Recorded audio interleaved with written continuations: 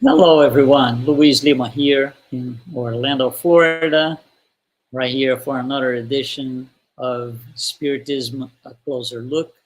We do this program every week, every Wednesday at 7 p.m.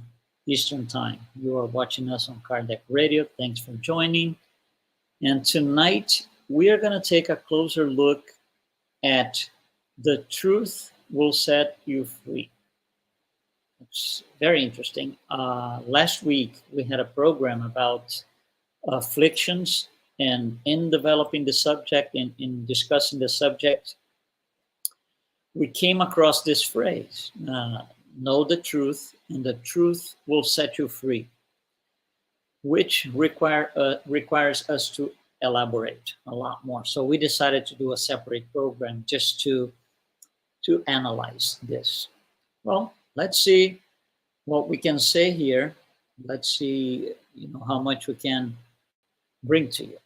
So, first of all, know the truth comes before set free. So there's a cause and an effect. There's one comes after the other. This is something that we need to pay attention for, because a lot of times what we do is the other way around. So Jesus is saying that we are not free. And how did his disciples take that in? How did it go with them? Well, let me give you a quick context in which the phrase came up.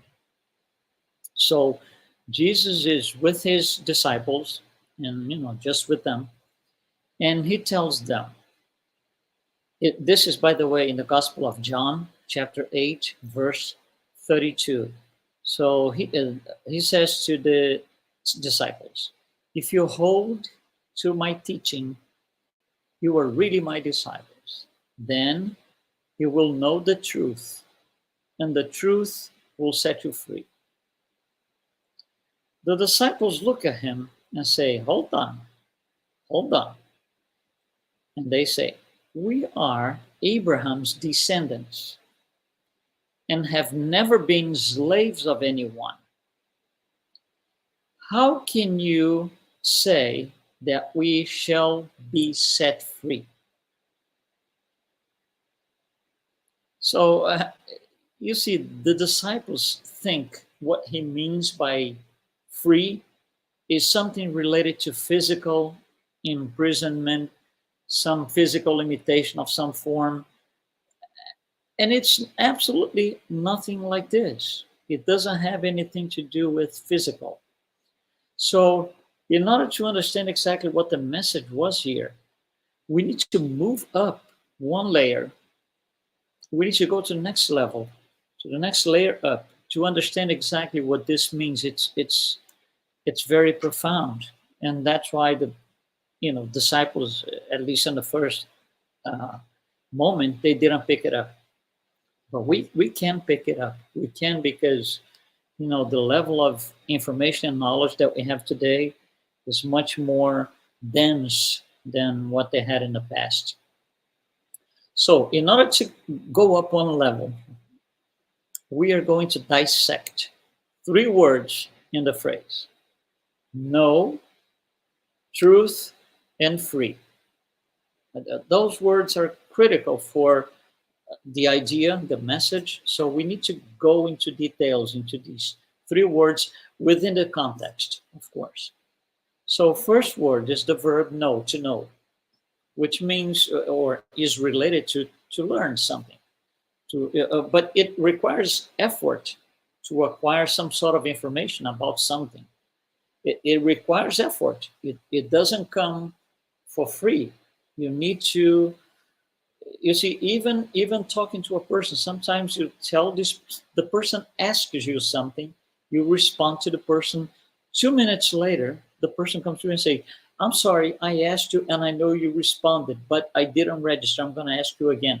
And they ask again and you respond again. Because you see, sometimes we don't pick up, and it happens to all of us. Things like this happens to all of us. So, there's some effort, some energy that needs to be put into this thing to acquire the information. At the spirit level, not the brain level.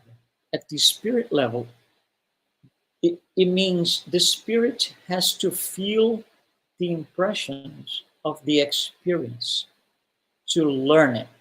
That's how the spirit learns. It's not an academic learning process. The spirit learns and secures that information, which now becomes a sentiment, through the experiences in the physical plane. So it's not something at the material level, not something academic, like I said. It's rather spiritual at the emotional level. So at one point, that learning, or several different, learning from different experiences, they will be automated into our soul. That's when we really, really, really learn. These things get automated into our souls. So, Jesus comes as a spirit to tell us in the Gospel according to Spiritism, chapter 6. And he's going to say something. Again, this is Jesus in spirit, called the Spirit of Truth. Not Jesus, the man in Galilee, Jerusalem. No. This is Spirit, Jesus the Spirit. So this is what it says. Believe, love, and meditate upon the things that are being revealed to you. That's the knowledge. Do not mix tares with the good seed, utopias with the truth. So you see, there's a very clear message here that we are mixing good and bad things. We are mixing utopias with the truth, and they're obviously not the same. So how do we figure out which one is what?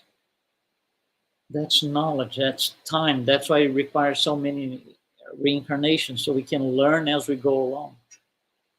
However, to know something within the context requires effort on our part. Nobody can learn for us. That's not possible. So that's about the word or the verb to know. The second word that we are going to kind of dissect, as I said, truth.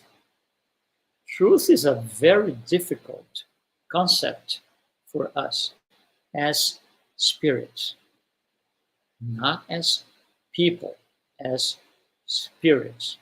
What is the truth? What is truth? Why is it so difficult?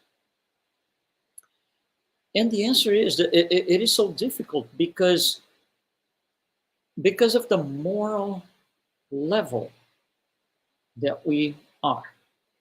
If we are here on this planet undergoing trials and expiations, our morality is not the best in the world. There's a lot to be, we have to be a lot more morally educated. At the level that we are, it's difficult to understand the meaning, the true meaning of the word truth. Our truth, what we call truth, is all fragmented. There's no consistency in the word and its meaning. Our statements about truth are moving targets.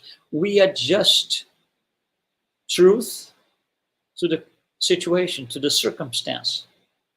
Something that we think it might be true now, in a few days we can tell that no, but this is no longer the truth. The truth is that one thing now. So we keep moving and moving. You see, the truth, the real truth, cannot be a moving target. It's immutable. Why is it immutable? Because it comes from an immutable source called God, not us. Our truth, or what we believe to be our truth, is nothing more than our opinion on something, on some situation. It's just one possibility. And there could be more possibilities, a lot more, maybe 3 more, maybe 2,000 more. Let me give you a simple example. I'm sure you've seen, or just imagine somebody on the floor, okay, paints the number 6. So you come in and you look at it and you see, oh, there's a number 6 painted. The guy goes on the other side of number 6. He looks at you and say, you're cuckoo, because this is number 9. We've seen this image a lot of times, going up and down the internet. So now we got 2 people in 2 opposite sides of a drawing. One guy swears this is number 6. The other guy swears it's number 9. Who is right? Who is wrong? And why? Well, myself telling this person it's 6 and that person telling me it's 9, those are just possibilities. If we go up one level, see, this is where the difference is. If I tell the person, this is the number 6, the person is going to complain and say, no, this is the number 9. However, if we go one level up in collaboration with each other, and I tell this person, I no longer tell him this is number 6, and I just tell this person this is a number. The person on the other side is going to say, oh yeah, no, you're right, this is a number. So you see, it depends where in the pile of layers we position ourselves. Depending on where we position ourselves, our truth collides with every other possibility of coming from any other person. So 6 is only a possibility, but it's not the only one. 9 is a possibility, but it's not the only one. There might be more that we cannot even think about here because we don't have that ability yet. Well, we can surely find, oh, this is kind of a puzzle. How can I resolve that? You see, we are too low on the scale. We don't have knowledge enough to get past this. It's 6 for you, but I can do this. 2 things we can agree on. I can say this is a number, the person will agree. And I can put myself in his shoes and I can say, this is a 6 for me, but I think for you it might be different. He's going to say, you're right. You see, there's agreement. Because why there's agreement? Because I'm stretching my mind, my knowledge, if you will, trying to pull possibilities to bring into the equation being my life, so I don't clash with things and I don't clash with myself all the time. If we can't see some of the possibilities, it doesn't mean they do not exist. So I can never say, it doesn't make sense to tell a person, I know you did this, when you didn't see it. And even if you saw it, did you see the whole thing? Or you picked up 30 seconds of the action and now it's out of context? You see, we are very pretentious on dictating the truth. We cannot establish the truth by our words. We are not and will never be the epicenter of the truth. We are not the truth providers. Now, establishing the truth or trying to establish the truth makes us prisoners. Because now I have to stick to that thing that I said or that I believe. It makes us prisoners. You see, the word prisoner and the word free, one goes against the other. We're getting there. So we make ourselves prisoners and we suffer, and we are afflicted all the time. That was the thing that I said in the beginning. That's the affliction. Those who establish the truth, or at least they think they establish the truth, they think they already reached perfection. And they don't see, they won't see, and they refuse to see other possibilities. They will suffer a great deal. So Jesus says, you know, you can see a speck in your brother's eyes, but not a plank on your own. Meaning, the only possibility is the speck on somebody else's eyes. That's the only possibility. There is no other possibility for those who establish the truth. Even the truth that Jesus brought to us, which is the reference for morality, even that was not set by him. It was set by God. He was just a messenger. He came as a messenger to deliver that.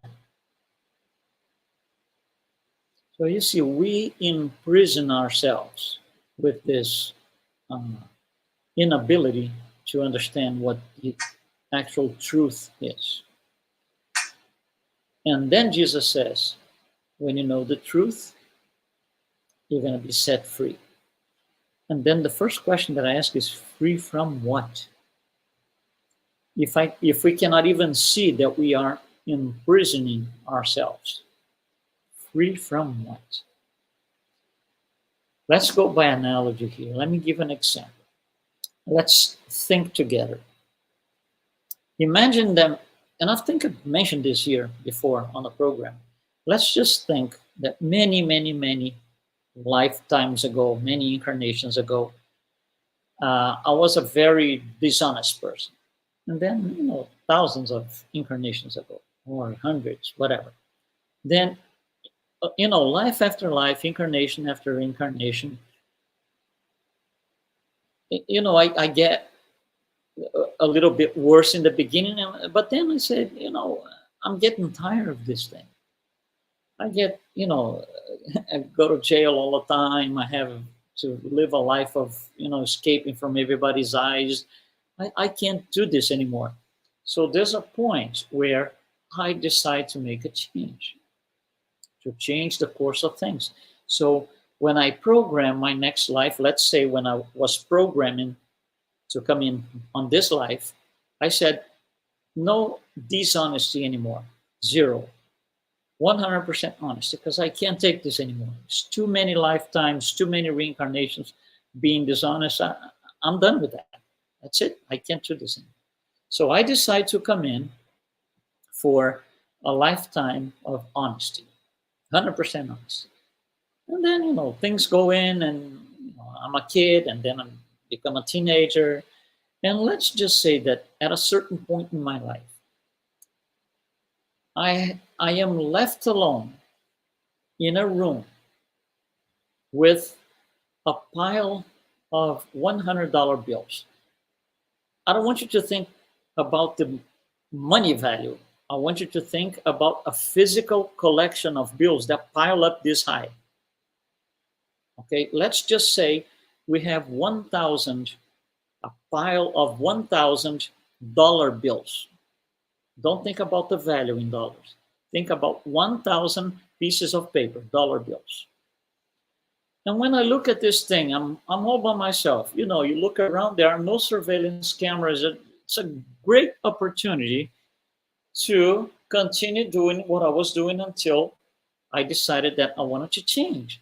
So, you look around and you say, oh my God, $1,000 here. If I steal, let's say, 50 bills, 50 of these bills, or maybe even 100, nobody's going to notice that the pile, is not the same. So I can just get away, because if I steal $100 bills, $100 each, that's a lot of money. I can do a lot of things. So you see, the thought here is just the fact that this is what I'm thinking puts me in affliction. It's a tremendous conflict. I'm sweating, I'm thinking, and I'm, oh my God, I should be doing this. But look at that. What a great opportunity to be rich. You see, what a conflict. I'm prisoner, totally prisoner.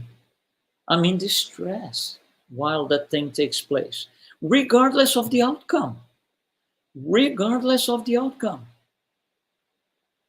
Now, why is that happening? Because both honesty and dishonesty are still possibilities for me at that stage. This is like a duality, right? Honesty, dishonesty. If I had transcended that duality, I would never think about this. I would look at the pile of bills and would maybe put my two hands on my head and say, oh my God, somebody forgot these bills here. The person might be desperate looking for the money. Let's find out who that is. You see, when I take that attitude, it didn't cross my mind the ability to even steal one of those bills. Zero. And I'm not thinking of the money for me, I'm thinking for somebody else. You see, so the thought now is not on me, it's on my neighbor.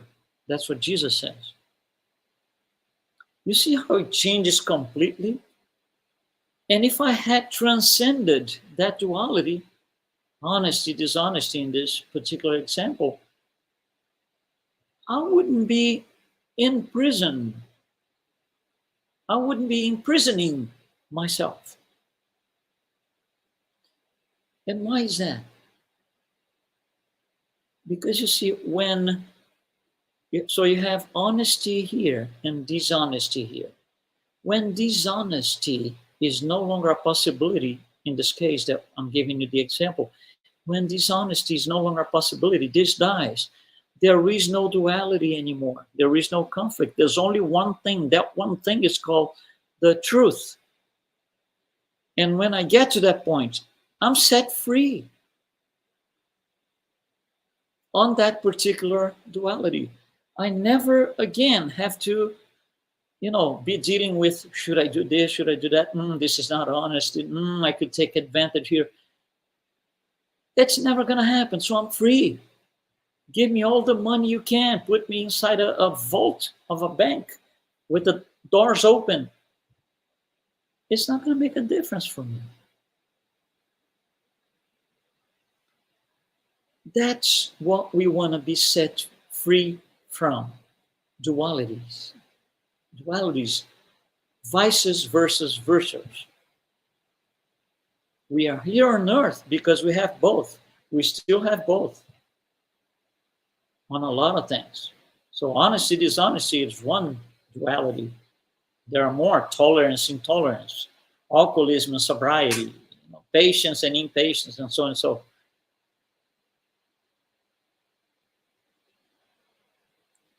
Now, think about this. When am I going to be honest?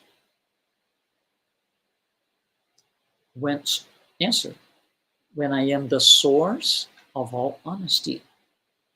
I am the source. I'm not waiting for this to come to me. I am the generator of honesty and not zero dishonesty.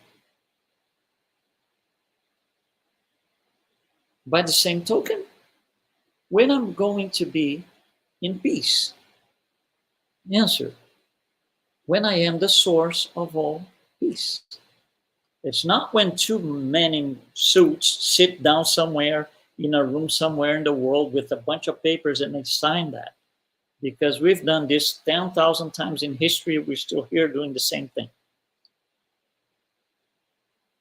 So when am I going to be tolerant? When I become the source of all tolerance. And being intolerant is no longer a possibility. Doesn't even cross my mind. Same for patience, impatience, and on and on and on. Now, this is personal, not transferable. Nobody can do this for me. Nobody can be, can dismantle my dualities. I have to do this myself. Only me. So I can live above these dualities. And then when I get to that, or we are going one by one, okay, we win over these dualities one at a time. That's why we need so many lifetimes. As we go along, we start to become free. Free from the conflict of having to make choices and willing to make the choice on my left, knowing that the right one is the correct one. This is what the set free means within the context of the phrase. So we can understand that truth is a sum of all possibilities. However, we don't know all of them. Not now, not yet. So here's an exercise for every situation or circumstance that we face. The first question before doing anything, before speaking without thinking and yelling, that doesn't take us anywhere. So the thing is, what are the possibilities here? That's my first question. One possibility is I am right. Okay, that's a possibility.